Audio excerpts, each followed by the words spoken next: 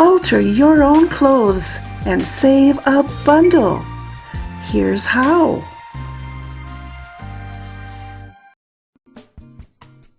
Well, now isn't this a fun pair of chartreuse green pants dating back to the 1970s, we believe, in the client. Vintage as this pair of pants is, would rather that the legs were more tapered, a little more stovepipe instead of flared. So I'll show you how to do that. Turn the pants inside out and let down the hem, which we've already done. Find the midpoint of the leg. Approximate where the knee would be by doing so. Flip it up to the crotch. Now you have your halfway point.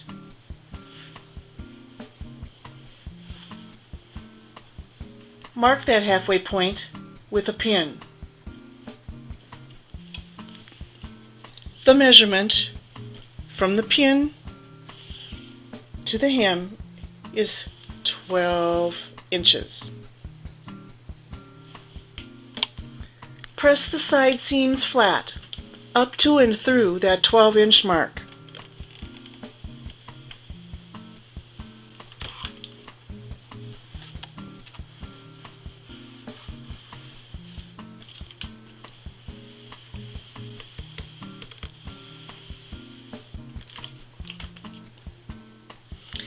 At the knee, the pants measure 10 1/4 inches across, from side seam to side seam.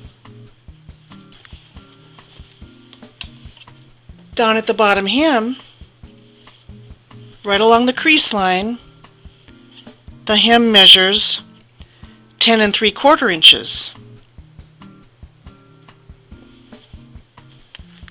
That means in order for these pants to be stovepipe shaped or completely straight from knee down through the hem, we need to take 1/4 inch off each seam.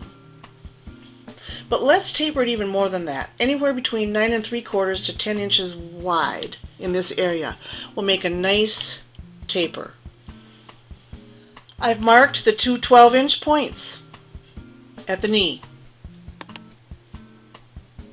As well, I've marked in my 1/4 inch, or rather, I have now marked in more like 3/8 of an inch to almost half an inch in, because I just decided I feel like I'm going to like the look of that. So go by your instinct. Of course, you want to do exactly what your client desires too.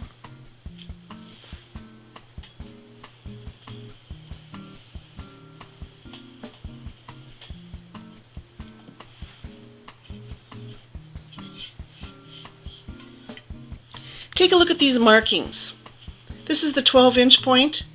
We've started from nothing and gone deep until we get to the hem, where we are at our narrowest. Then we kind of flare back. That's because when we fold back the hem, it needs to match up and not be too narrow for this area. So you need to have a gentle slope from this area here back.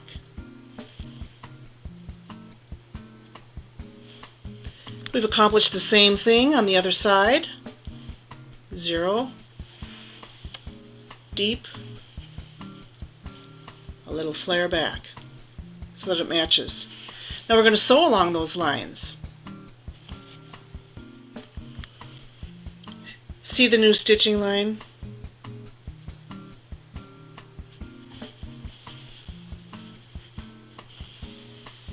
We'll go ahead now and rip out the old stitching line. Once ripped out, we'll press all this flat. We'll trim it if we want.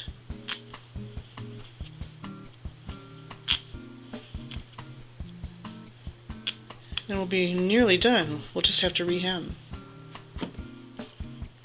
I'm going to use that handy dandy sleeve pressing board once again to press out these legs.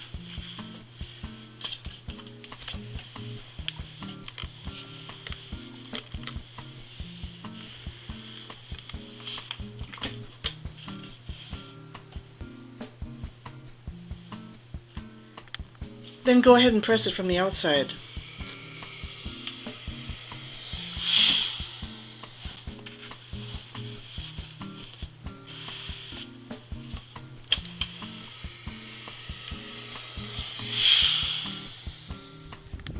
We have accomplished the leg on the left, and you can see the subtle but noticeable difference.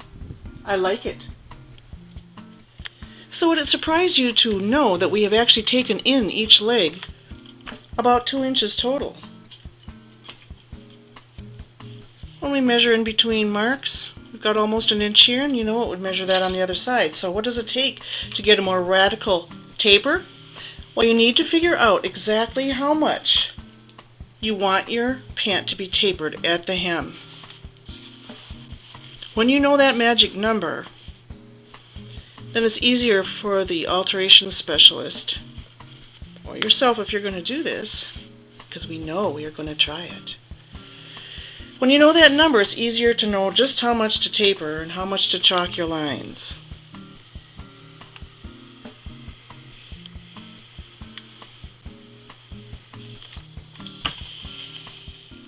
And when you arrive at that magic number, which is the difference between what it was and what you want it to be, you divide that number by 4. 1, 2,